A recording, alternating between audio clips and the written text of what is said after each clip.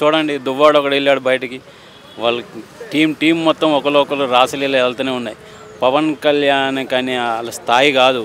దేవుడు అన్నాడు ఉన్నాడు, ఇచ్చి పడేస్తాడు దేవుడే, నల్లు అవసరం లేదు, ఇచ్చేశారు. ఒక్కొక్కరు బయటకు వస్తున్నారు. వాళ్ళ బయట వాళ్ళు కాదండి, వాళ్ళ దరిద్రం ఏంటంటే వాళ్ళ భార్య పిల్లలే రోడ్డుకి ఈడుస్తున్నారు, బజారుకి ఈడుస్తున్నారు. అంత హీనమైన బతుకులాలు. అది ఒక్కసారి మనం గుండె మీద చేసుకొని చెప్పాలండి. వీడు ఎదవ అంటే మనం ఎదవలం కాదా అనేసి గుండెల మీద చేసుకున్న తర్వాత మాట్లాడాలి. సో పవన్ కళ్యాణ్ గారిని 3 పెళ్ళిళ్ళు చేసుకున్నారు, భారతీయ ఒక పెళ్ళి చేసుకున్నారు, బాగా మాట్లాడారు. 3 పెళ్ళిళ్ళు చేసుకున్నాడు కరెక్టే. ఆయనే చెప్పాడు నాకు కుదరలేదు, నా టైం నా కర్మ ఖాళీ చేసుకున్నాను. కానీ నేను అదే అంటున్నా, పవన్ కళ్యాణ్ కూడా అది బయటకు చెప్పాడు. ఏం చెప్పాడంటే నాకు కర్మ ఖాళీ చేసుకుని నేను కావాలని చేసుకోలేదు అని చెప్పి పబ్లిక్ అందరికీ తెలుసండి. వీళ్ళు 4 గోడల మధ్య చేసేది ఇదేం పెళ్ళిళ్ళు, ఈ సంసారం అంటారు దాన్ని? మీరే చెప్పండి. సంసారం కాదు కదా. అదే అంటున్నా, ఓపెన్గా ఒప్పుకుంటున్నారు కదా, ఇంకా అంతకంటే అదో పని ఏముంటుంది? ఒకరికి అనే ముందు మన సంస్కారం ఏందో తెలుసుకున్న తర్వాత ఎదుటోళ్ళని అనాలి. ఏదో మా పార్టీ ఉన్నదో మా సీఎం జగన్ ఉన్నాడో అనేసి నోటుకొచ్చింది వాగితే ఇట్లానే ఉంటుంది. కర్మ ఎవరిని ఊరికినే వదిలిపెట్టదు, దోలు తీర్చి వదిలేస్తుంది.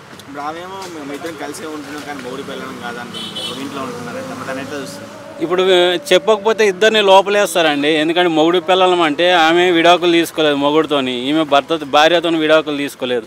మేమిద్దరం కలిసి పెళ్లి చేసుకున్నాం ఫస్ట్ కోర్టులు లోపలేసేసి తోముతారు. అందుకోసం పెళ్లి చేసుకోలేదు కానీ సహజీవనం చేస్తున్నామని చెప్పింది కదా, చేస్తున్నారు అంటే తప్పు చేస్తున్నట్టే కదా. మరి దానికి అది పర్వాలేదా? మన ఇండియాలో అట్లా చేయవచ్చా? మరి దువ్వాడ శ్రీనివాస్ గారు ఏమన్నారు, మా మధ్య ఎలాంటి రిలేషన్షిప్ లేదు కానీ మీరు మీడియా వాళ్ళు ఇట్లా చేస్తున్నారని చెప్పి రోడ్డు మీదకి వచ్చి చెప్పమనండి, చెప్తాను కొడతారు, జనాలే కొడతారు. ఎవరు అవసరం లేదు. వాళ్ళ పార్టీ కార్యకర్తలు, ఆయన నమ్ముకొని కార్యకర్తలు ఉంటారు కదా ఆ ఏరియాలో, వాళ్ళే చెప్తాను కొడతారు ఆయన. ఇప్పుడు వచ్చి బయటకు వచ్చి ఈ మాటలు మాట్లాడి. సో ఫైనల్గా ఏం చెప్తారు ఆ రిలేషన్షిప్ గురించి? మా భార్య పిల్లలకి న్యాయం జరుగుతుందా, అది మీరే ఉంటారు? ఇంకా చెప్పాలంటే రియల్గా చెప్పాలంటే ఒక మాధురిని దువ్వాడ అని అంట, దానికి మించి ఇంకేం చెప్పలేం. సో ఇప్పుడు మరి ఎవరి జీవితం ఇక్కడ బలిపశువు అయిపోయిందంటే పిల్లలండి. రేపు పొద్దున్న పెళ్ళిళ్ళు చేసి ఒక ఇంటికి పంపించే పిల్లలు, వయసుకు వచ్చిన పిల్లలు ఉన్నారు. వాళ్ళు రోడ్డు మీద నిలబడి మా నాన్న ఇట్లా చేస్తున్నాడు, మా బతుకులు ఏందని ఏడుస్తున్నారు. వాళ్ళ పిల్లలు ఉసిరే తగులుతుంది. పవన్ కళ్యాణ్ చంద్రబాబు నాయుడు అవసరం లేదు, వాళ్ళ పిల్లలు ఉసిరే నాశనం అయిపోతాడు ఆయన. ఇంట్లో బయటపడలేదు. వాళ్ళు అధికారం మదంతో చేసినవి అన్నీ కప్పిపుచ్చుకున్నారు.